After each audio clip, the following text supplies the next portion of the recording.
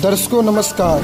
आज हम एक ऐसे व्यक्ति से परिचय करवाने वाले हैं जिनके जीवन में बहुत ही दुख है और उनकी मानना यह है कि जब से उन्होंने संत रामपाल जी महाराज जी से नाम दीक्षा ली, उनके जीवन में सुख और शांति हो गई।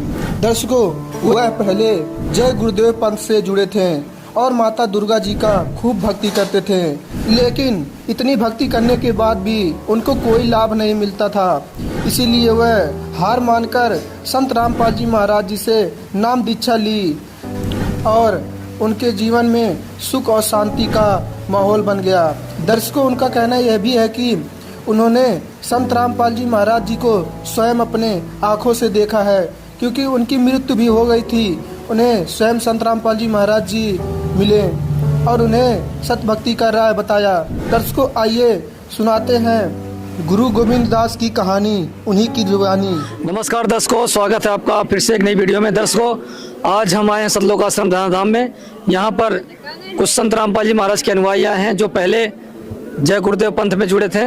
आइए जानते हैं आखिर क्या अनुभव रहा, आखिर क्यों संत रामपाल जी महाराज के शरण में आए जय गुरुदेव पंथ को छोड़ के। चलिए इनसे बात करते हैं। नमस्कार सर। सत साहिब जी। क्या नाम है आपका? मेरा नाम है गुरु गोविंद दास। सर कहाँ से आए हैं? मैं जिला टीकमगढ़ का रहने वाला हूँ, MP मध्य प्रदेश। सर ये बताएंगे, संत रामपाल जी महाराज के शरण में आने से पहले आप किसकी भक्ति करते थे? जी, हम इसके पहले जय गुरुदेव से दीक्षा लिए हुए थे और उनकी भक्ति साधना कहते थे। उनकी भक्ति साधना कहते कहते हमको इतना दुख हो गया कि हम अंडे भी बेचते थे और हमारे वो गुरुजी कहते थे कि हम पूछते थे गुरुजी अंडे बेच सकते हैं क्या, तो वो कहते थे हाँ ये बेच सकते हो, ये तो फल के रूप में है। तो अंडे बेचते बेचते मैं इतना बीमार हो गया कि मेरे ये दोनों हाथ गल गए और मैं खाना भी नहीं खा पाता था अपने हाथों से। और मैं जाता था मथुरा तो गुरुजी से बोलता था कि गुरुजी अब क्या होगा हमारा, और हमारे तो हाथ गल गए हैं। तो गुरुजी कहते थे कि बेटा ठीक है, ये भक्ति करो और अगले जन्म में आपको लाभ मिलेगा।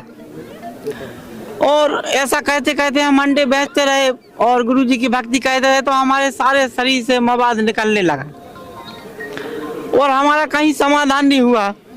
तो हम 2007 से 2011 तक जय गुरुदेव की भक्ति कहते रहे। हमने अपने यहाँ ही उनकी दीक्षा ली थी, हमारे गांव में उनका कैंप लगा था। और फिर ऐसे कहते कहते हम खाट पे रह गए तो हमारे घर वाले बोलते हैं भाई ये किसकी भक्ति कर रहे हैं, ये भक्ति छोड़ दो। और ये भक्ति हमने कहा हम नहीं छोड़ेंगे, हम तो गुरुजी से जुड़े हैं। तो सब जगह दिखाया लेकिन हम कहीं सही नहीं हुए। फिर हम एक दिन सोचा कि कुछ समझ में नहीं आता, ठीक नहीं हो रहे हैं, तो चलो जहर खा के मर जाएं। तो हम अपने घर से बाहर निकल आए, एक जहर की पुड़िया साथ में लेके आ गए और हमने गिलास में घोला जहर और हमने पी लिया। उसको डाई बोलते हैं, बालों में लगाने वाली। मगर जी हमने पी ली, मैं था क्या नहीं कहता, हमने डाई पी ली। तो अचानक से हम झांसी रेलवे स्टेशन आता है हमारे गांव के पास में, तो झांसी रेलवे स्टेशन पे हमें कोई आया उठाने, बोले उठो भैया कहाँ के हो तुम। तो हमें होश नहीं था, सफ़ेद कपड़े में था वो, जो भी हो भगवान जाने। तो हमने कहा हमें तो पता नहीं है हम कहाँ के हैं, लेकिन हमने डाई पी ली। और हमारी जेब में हमारा आधार कार्ड था। तो उन्होंने हमारे घर पे फ़ोन किया कि भैया ये कौन है आपका, वो इसने जहर खा लिया, इसको ले जाओ। तो हमारे घर पे फ़ोन किया तो हमारे भैया वगैरह थे, तो वो हमको लेके वो हमको लेने आ गए और बोले कि ये बीमार है इसीलिए इसने डाई पी ली। और ऐसे कहते कहते हमको पता चला, हम ठीक तो हो नहीं रहे थे, अस्पतालों में गए, हमने सब जगह दिखाया। हम कर्नाटक इलाज के लिए गए, कर्नाटक जाते थे अपने गांव से, टीकमगढ़ से, MP से। पैसा नहीं रहता था तो मोहल्लों वालों से मांग के जाते थे कि भाई हमें पैसे दे दो, इलाज के लिए जाना है। वहाँ कोई एक असलम बाबा थे, तो उन्होंने कह दिया, हम कर्नाटक गए तो उन्होंने कह दिया भाई हम तुम्हें ठीक नहीं कह सकते। हम वहाँ से रोते रोते चले आ रहे थे। तो रास्ते में हमें इधर से आ रहे थे भोपाल के रास्ते से, तो हमें कोई भगत मिले संत रामपाल जी महाराज जी के। और हमारी हालत को देख के हमारे घर वालों से बोले भाई ये कौन है आपका। तो हमारे भैया ने बोला कि ये हमारा छोटा भाई है और बहुत बीमार है ये। तो उन्होंने हमको, हमारे भाई को ज्ञान गंगा पुस्तक दी। तो हम तो अनपढ़ थे, हम पढ़ना नहीं जानते हैं भगत जी। तो हमारे भैया बोले वो तो पढ़ना नहीं जानता है। तो वो भगत जी बोले कोई बात नहीं, नहीं जानता है तो पुस्तक तो आप रख लो ये। ये बात है भगत जी 2011 की। वो पुस्तक हमारे घर पे आई, हम लोग घर आ गए तो हमारे भैया बोले क्या करेंगे, पुस्तक को रख दो। पुस्तक हमने रख दी तो हम भगत जी अंडे बेचते थे पहले अपने गांव में, तो हमें तो वही आदत थी, बीमार थे फिर भी अंडे बेचते थे।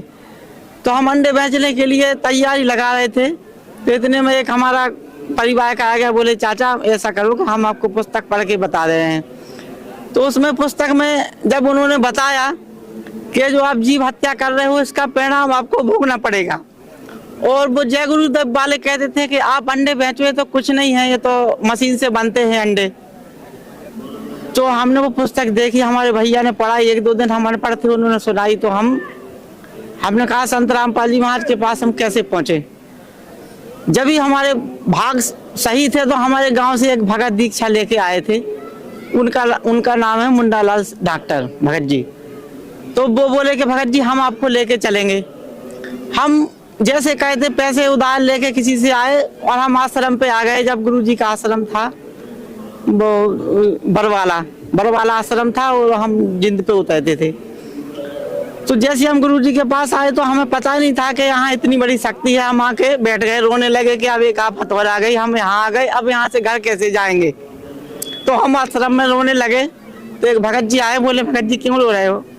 तो उन्होंने हमें देखा है ऐसी कंडीशन में कि ये तो बहुत बड़ा कोई बीमारी है इसको। तो बोला भगत जी आप नहा सकते हो तो नहा लो। हमने कहा भगत जी नहाएंगे तो हम नहीं, हमको बीमारी है और हमारे साथ शरीर से भगत जी मवाद भी आता था। तो भगत जी बोले ऐसा करो कि आप हाथ मुंह धो लो, आप दीक्षा ले लो। तो हमने कहा दीक्षा ले ले। हमने की वही दीक्षा होगी जैसी वहाँ ली थी हमने। तो उन्होंने माइक पे बोल दिए थे मंत्र, 5 मंत्र थे, जय गुरुदेव ने मंत्र बोले थे, तो हमने की वैसी होगी दीक्षा। क्या क्या मंत्र बोलते थे? तो भगत जी मंत्र 5 मंत्र दिए थे उनमें, और ओम भी था और उसमें सोहम भी था भगत जी मंत्र, और भी मंत्र थे और भूल गए, हमें पूरी तरीके से याद नहीं है। 5 मंत्र दिए थे उन्होंने। तो हमने कहा वही मंत्र हो गए यहाँ। तो हमने हाथ पांव धो के बैठे। तो हाँ जैसे हम आश्रम में आए अंदर तो हमें भूख लगे आए भगत जी। तो हम खाना खाने गए तो हमारे साथ में भगत जी थे। तो बोले भगत जी आप जो भी कहो खाना खा लो, फिर इसके बाद में दीक्षा लेना। हम भगत जी खाना खाने के लिए बैठे, हमने 3 दिन से खाना नहीं खाया था भगत जी। और यहाँ आश्रम में आते ही हमने खूब खाना खाया भगत जी। हमें पता नहीं कितनी रोटी खा गए हम यहाँ पर, और बहुत अच्छा खाना लगा। हमने खाना जब पेट में गया तो हमें लगा भगत जी हम थोड़े से ठीक हो गए। तो हमें गुरुजी ने दीक्षा दी। अब दीक्षा देने के बाद हम लोग बोले कि चलो हमको घर चलना है, हमको अच्छा नहीं लग रहा है। तो हमारे साथ भगत जी थे, बोले नहीं अभी गुरुजी से आशीर्वाद लेना है, अभी घर नहीं जाना है। तो हम नहीं जानते थे आशीर्वाद क्या होता है। तो हम गुरुजी के पास पहुंचे, लाइन में लगे थे। तो गुरुजी आए, ऐसा आशीर्वाद देते जा रहे थे सबको हाथ से। जब हमारा नंबर आया तो गुरुजी ने हमें आशीर्वाद दिया तो हम नीचे गिर गए, हमें कोई पता नहीं। गुरुजी निकल गए, फिर गुरुजी लौट के आए। भगत जी ने बताया हमें कि गुरुजी ने कहा है कि इसको बिस्तर पे बैठा दो, वो ये होश में आ जाए तो उसको फिर से ले आना। तो हम कुछ समय बाद होश में आए भगत जी। तो हमने पूछा हम तो लाइन में लगे थे, यहाँ कैसे आ गए। तो भगत बोले हमारे यहाँ के आप लाइन में लगे थे और गुरुजी ने आशीर्वाद दिया तो और आप बेहोश हो गए थे भगत जी। तो हमें बहुत रोना आया कि गुरुजी ने आशीर्वाद दिया और हमने देख नहीं पाया। हम फिर से लाइन में गए भगत जी। तो गुरुजी हंसते हंसते आए, बोले बेटे चिंता मत कर, अब तू सही जगह पे आ गया है और जाके मतलब अपना भजन भक्ति करो और नाम दीक्षा लो। हम भगत जी अपने घर पे चले गए। हमें तो वही अंडे बेचने की आदत थी, हम अंडे बेचते थे। हम ऐसी जाति से हैं कि हमारे यहाँ वही काम होता था अंडे मांस मछली का। और हमारे एमपी में हम हरिजन वर्ग से हैं, हम खटीक जाति बोलते हैं। तो हम अंडे बेचते, अंडे की दुकान पे पहुंच गए भगत जी बेचने के लिए। तो उस टाइम पे अंडा 1.5 रुपये का आता था, वो 5 रुपये का बिकता था।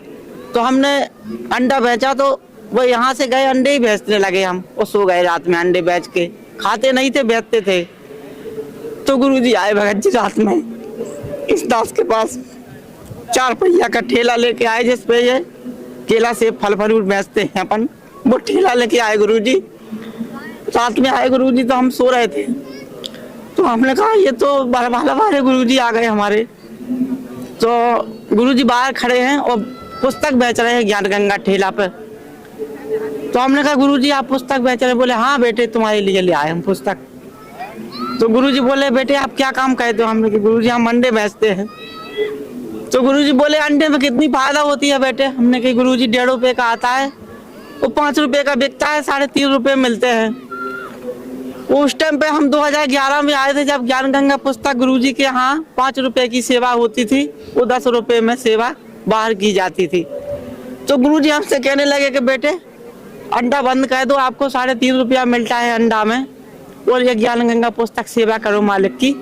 तो 5 रुपए की ये पुस्तक है, वो आप 10 में सेवा करो, 5 आप ही रख लेना, एक पुस्तक पे आपको 5 रुपए मिलेंगे। गुरुजी हमसे कह के गए।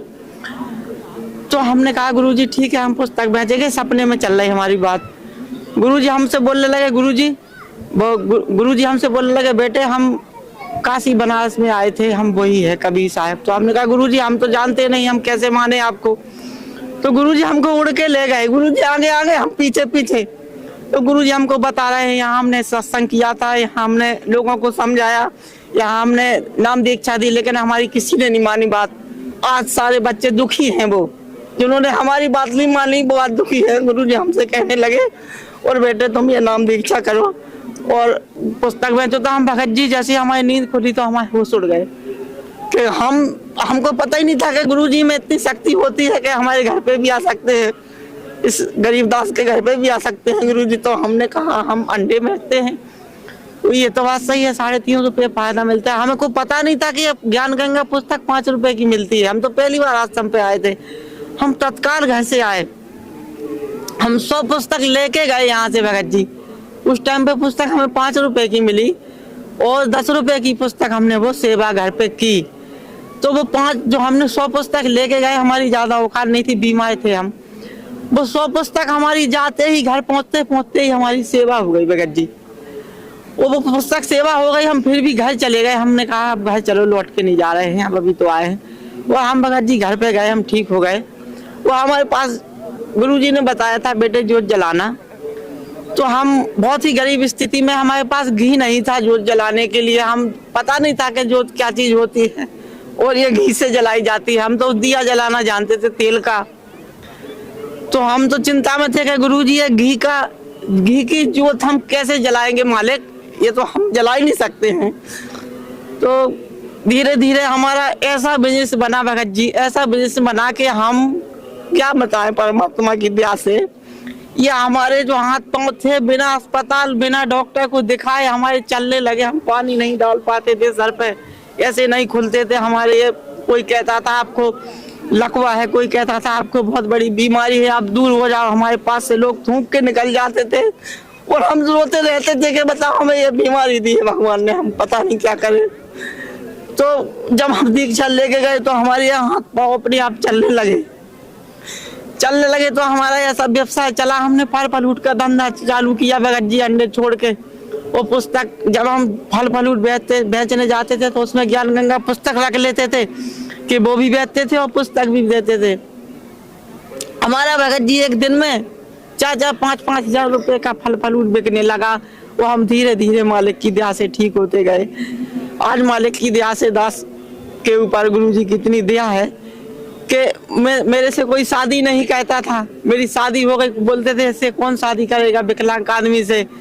और मेरे घर में माँ बाप सभी दुखी थे, मकान तक नहीं थे हमारे यहाँ रहने के लिए। हमारे भगवान की ऐसी कृपा हुई कि मकान बन गए और दुकानदारी चलने लगी मालिक की दया से। आज हम कोई दवाई नहीं खाते हैं। 2011 में हमने गुरुजी से नामदान लिया था, दीक्षा ली थी। हम नहीं जानते थे कि दीक्षा में इतनी ताकत होती है, हम तो वही जानते थे कि दीक्षा वही होती है जो जय गुरुदेव देते हैं और भी पंडित जी देते हैं गांव के। तो हम नहीं जानते थे। जैसे जैसे हमने जाप किया तो गुरुजी की हमारे ऊपर इतनी आशीर्वाद हुआ, इतनी कृपा हुई कि हम दवाई 2011 से हमने भगत जी कोई दवाई नहीं खाई है। आज मालिक की दया से शहर में है, हमारी भगतमती भी शहर में है गुरुजी की दया से, और ये दास भी मालिक की शहर में है और मालिक की शहर में जब तक जिंदा है रहेंगे। और सर ये बताइए जो लोग अभी भी जय गुरुदेव पंथ में जुड़े हैं उनको क्या कहना चाहेंगे? क्या वो भगत जी हमारे भाई बहन जो जुड़े हैं वो अंधविश्वास में जुड़े हैं, वो क्या करें, वो कहते हैं कि भगत जी नहीं ये सही है मंत्र, तो वो कर रहे हैं, उनको पता नहीं है कि कितना खतरा। हम जय गुरुदेव में ही जुड़े थे भगत जी, वो जय गुरुदेव वाले ही हमसे कहते थे कि हम अंडा बेचो, ये तो मशीन से बनता है। हमको नहीं पता था, हम अनपढ़ आदमी, हम अंडे बेचते रहे भगत जी। हम 4 साल जुड़े रहे भगत जी जय गुरुदेव से। 2007 में हमने दीक्षा ली थी उन्होंने, जय गुरुदेव जी से। और उनकी भक्ति कहते कहते एक दिन ऐसा आ गया कि हम डाई खा ली, हमने डाई पी ली भगत जी। और जब हमने डाई पी भगत जी तो हम यहाँ पर आपको बताना भूल गए, जब हम बिना दवाई के ठीक हो गए डाई पिए, जब हम यहाँ पर आए तो हमें पता चला कि जो हमें वहाँ पर जो उठा के ले आए झांसी से, उन्होंने बताया, घर पे फोन किया, वो संत रामपाल जी भगवान ही है। हम नहीं जानते थे कि ये कौन है, इसी कपड़े में ऐसी चमकदार, हम तो देख रहे थे बेहोशी हालत में थे। तो हमने कहा ये कोई बड़े आदमी हैं, पैसे वाले लोग होंगे, कोई हमको बचा रहे होंगे कि भाई ये मर जाएगा यहाँ। जब हम यहाँ आश्रम में आए तो हमें पता चला कि ये तो गुरुजी थे, गए थे हमको बचाने के लिए। उन्हीं ने घर पे फोन किया, घर से हमारी गाड़ी आई, हम घर पे पहुंचे। तो भगत जी जो जय गुरुदेव पंथ में हैं, उनसे हमारी हाथ जोड़ के प्रार्थना है कि एक बार संत रामपाल जी महाराज की शरण में आए, आश्रम पे आए, पता करें, उनके भक्तों से जानकारी करें और भक्ति क्या है, सच्ची भक्ति जाने। रोटी तो हर कोई खा लेता है, कपड़े हर कोई पहन लेता है, लेकिन मोक्ष किसी के बस की नहीं है संसार में, ठीक ही नहीं कह सकते हैं। और साधु संत तो मोक्ष कहाँ से देंगे? जब ठीक होगा कोई भगत, जब ही तो उसका मोक्ष होगा भगत जी। जब तक वो बीमार रहेगा उसका मोक्ष हो ही नहीं सकता है संसार में। और ठीक बिना भगवान के कोई कह नहीं सकता, बिना संत रामपाल जी महाराज के कोई ठीक नहीं कह सकता है भगत जी।